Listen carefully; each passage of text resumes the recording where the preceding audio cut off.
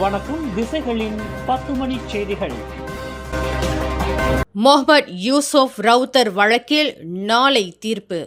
தனது காருக்குள் கென்னபிஸ் போதைப் பொருளையும் 2 செயற்கை கைத்துப்பாக்கிகளையும் வைத்திருந்ததாக குற்றஞ்சாட்டப்பட்டுள்ள முன்னாள் ஆய்வாளரான முகமது யூசுப் ரவுத்தருக்கு எதிரான வழக்கில் கோலாலம்பூர் உயர்நீதிமன்றம் நாளை வியாழக்கிழமை தீர்ப்பளிக்கவிருக்கிறது. 32 வயது யூசுப் ரவுத்தர் விடுதலை செய்யப்படுவாரா அல்லது எதிர்வாதம் புரியும்படி உத்தரவிடப்படுவாரா என்பது குறித்து உயர் நீதிமன்றம் நாளை தனது முடிவை அறிவிக்கவிருக்கிறது. யூசுப் ரவுத்தருக்கு எதிராக ப்ராசிக்யூஷன் தரப்பினர் கொண்டு வந்துள்ள குற்றச்சாட்டுகளில் அடிப்படை முகாந்திரங்கள் உண்டா இல்லையா என்பது குறித்து உயர் நீதிமன்ற நீதிபதி டத்தோ முகமது ஜமீல் உசேன் காலையில் தனது முடிவை அறிவிக்கவிருக்கிறார். இவ்வழக்கில் முடிவு யூசுப் ரவுத்தருக்கு சாதகமாக அமையுமானால் அவர் எதிர்வாதம் செய்யப்படாமலேயே வழக்கிலிருந்து விடுதலை செய்யப்படுவார். அவருக்கு எதிரான குற்றச்சாட்டில் அடிப்படை முகாந்திரங்கள் இருப்பதை ப்ராசிக்யூஷன் தரப்பு நிரூபித்துள்ளது என்று நீதிபதி அறிவிப்பாரேயானால் யூசுப் ரவுத்தர் சாட்சி கூண்டில் அமர்ந்து எதிர்வாதம் புரிய உத்தரவிடப்படுவார். கடந்த ஏப்ரல் 7ஆம் தேதி தொடங்கிய இவ்வழக்கில் ப்ராசிக்யூஷன் தரப்பில் 13 பேர் சாட்சியம் அளித்தனர்.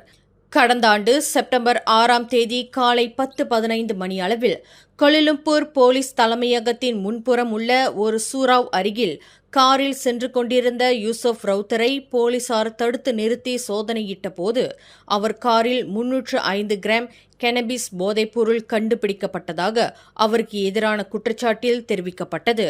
அத்துடன் யூசுப் ரவுத்தர் 2 செயற்கை கை துப்பாக்கிகளை தன்வசம் வைத்திருந்ததாக அவருக்கு எதிராக மற்றொரு குற்றச்சாட்டு கொண்டு வரப்பட்டுள்ளது. மலேசியாவின் வேலை வாய்ப்பு இல்லா விகிதம் கடந்த ஏப்ரல் மாதம் 3.1 விழுக்காட்டிலிருந்து 3 விழுக்காடாக குறைந்துள்ளது என்று அறிவிக்கப்பட்டுள்ளது. இது கடந்த 10 ஆண்டுகளில் காணப்பட்ட மிக குறைந்த அளவாகும் என்று தேசிய புள்ளி விவரத்துறை தெரிவித்துள்ளது. கடந்த மார்ச் மாதத்தில் 5,29,600 இருந்த வேலையற்றோரின் எண்ணிக்கை ஏப்ரல் மாதத்தில் 0.7 விழுக்காடு குறைந்து 5,25,900 குறைந்துள்ளது என்று தேசிய புள்ளி விவர இலாகாவின் தலைமை இயக்குநர் டத்தோஸ்ரீ டாக்டர் முகமது உசேர் மஹிடின் அறிவித்துள்ளார். பட்டாலிங் ஜயாவில் உள்ள ஒரு பேரங்காடியில் பல்பொருள் விற்பனை கடையின் முகப்பிடத்தில் 2 ஆடவர்கள் சண்டையிட்டுக் கொண்ட சம்பவம் குறித்து போலீசார் விசாரணை செய்து வருகின்றனர். சமூக வலைத்தளங்களில் வைரலான இந்த கைகலப்பு தொடர்பான காணொலியை தொடர்ந்து அதில் சம்பந்தப்பட்டுள்ளவர்களை போலீசார் அடையாளம் கண்டுள்ளனர். இதில் உள்ளூரைச் சேர்ந்த 44 வயது நபரும் வெளிநாட்டவர் ஒருவரும் சம்பந்தப்பட்டுள்ளதாக பட்டாலிங் ஜயா மாவட்ட போலீஸ் தலைவர் ஷாருல் நிசாம் ஜஃபார் தெரிவித்தார். இதன் தொடர்பில் 2 போலீஸ் புகார்களை தாங்கள் பெற்றிருப்பதாக அவர் மேலும் கூறினார். அதிபர் டொனால்ட் ட்ரம்ப் அறிவித்த வரி தொடர்பில் விவாதிப்பதற்கு முதலீடு, வர்த்தகம் மற்றும் தொழில்துறை அமைச்சர் தங்கு ஜஃப்ருல் அசீஸ் வரும் ஜூன் 18ஆம் தேதி அமெரிக்காவிற்கு பயணம் மேற்கொள்ளவிருக்கிறார். மலேசியாவிற்கு விதிக்கப்பட்டுள்ள வரியை குறைப்பது தொடர்பில் அமெரிக்கா வர்த்தக பிரதிநிதிகள் குழுவினருடன் தங்கு ஜஃப்ருல் அசீஸ் பேச்சுவார்த்தை நடத்தவிருக்கிறார். இன்று நடைபெற்ற அமைச்சரவை கூட்டத்தில் இந்த விவகாரம் தமக்கு தெரிவிக்கப்பட்டதாக தங்கு ஜஃப்ருல் குறிப்பிட்டார். அமெரிக்க பயணத்தின் போது அமெரிக்கா மற்றும் மலேசிய வர்த்தக தொழில் சபையினரையும் தங்கு ஜஃப்ருல் சந்திக்கவிருக்கிறார். பேரா கரிக் பேருந்து விபத்தில் உயிரிழந்த உப்சி பல்கலைக்கழகத்தைச் சேர்ந்த 15 மாணவர்களின் குடும்பங்களுக்கு கூடுதல் நிதி உதவியாக தலா 10,000 ரிங்கெட்டை அரசாங்கம் வழங்கும் என்று பிரதமர் டத்தோஸ்ரீ அன்வார் இப்ராஹிம் தெரிவித்துள்ளார். இதேபோன்று காயமுற்ற மாணவர்களுக்கு தலா 5,000 ரிங்கெட் வழங்கப்படும் என்று பிரதமர் அறிவித்தார்.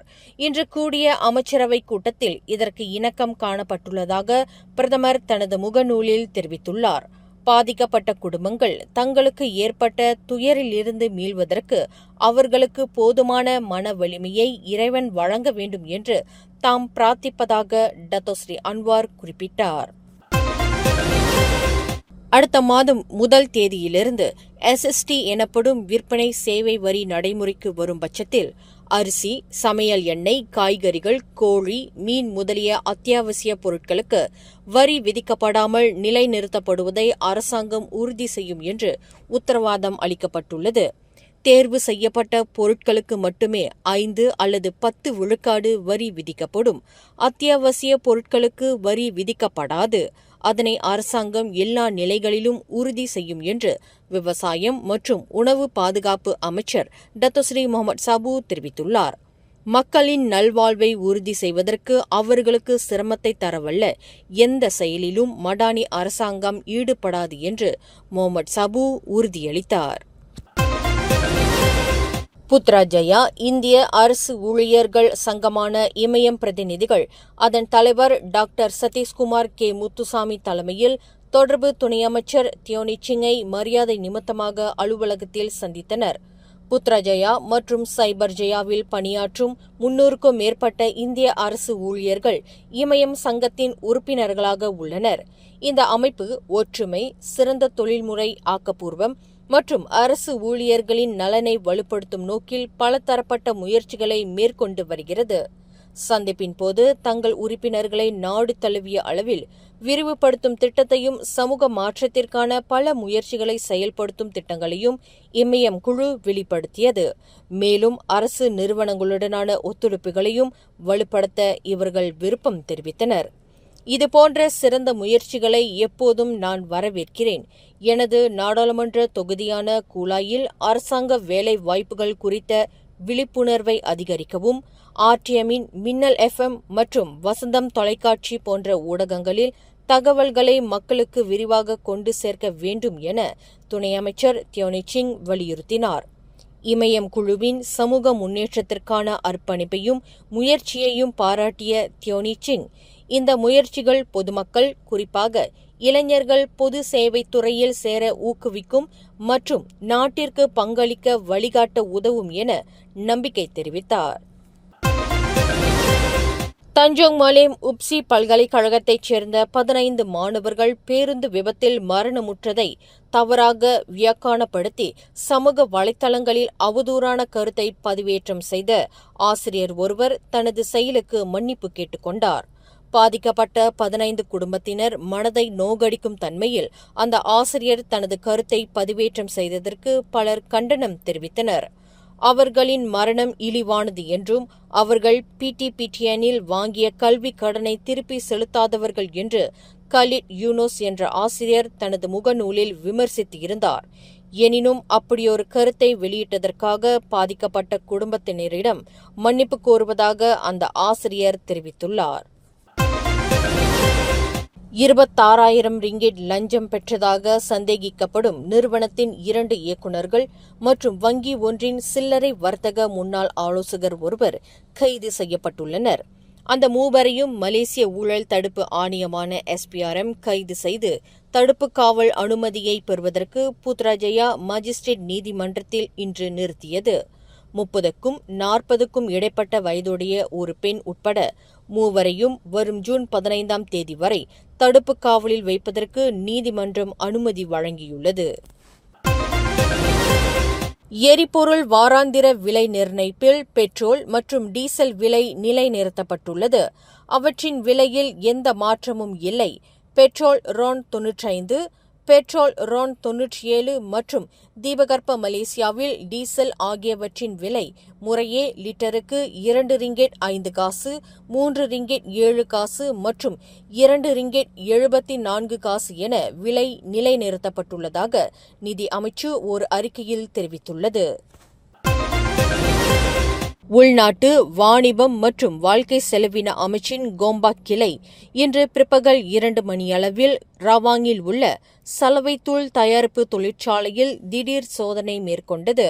10 பேர் கொண்ட அமலாக்க குழுவினர் மேற்கொண்ட சோதனையில் சலவைத்தூள் மருந்து தயாரிப்புக்கு சட்டவிரோதமாக சின்னத்தை பயன்படுத்தி வந்தது கண்டுபிடிக்கப்பட்டுள்ளது.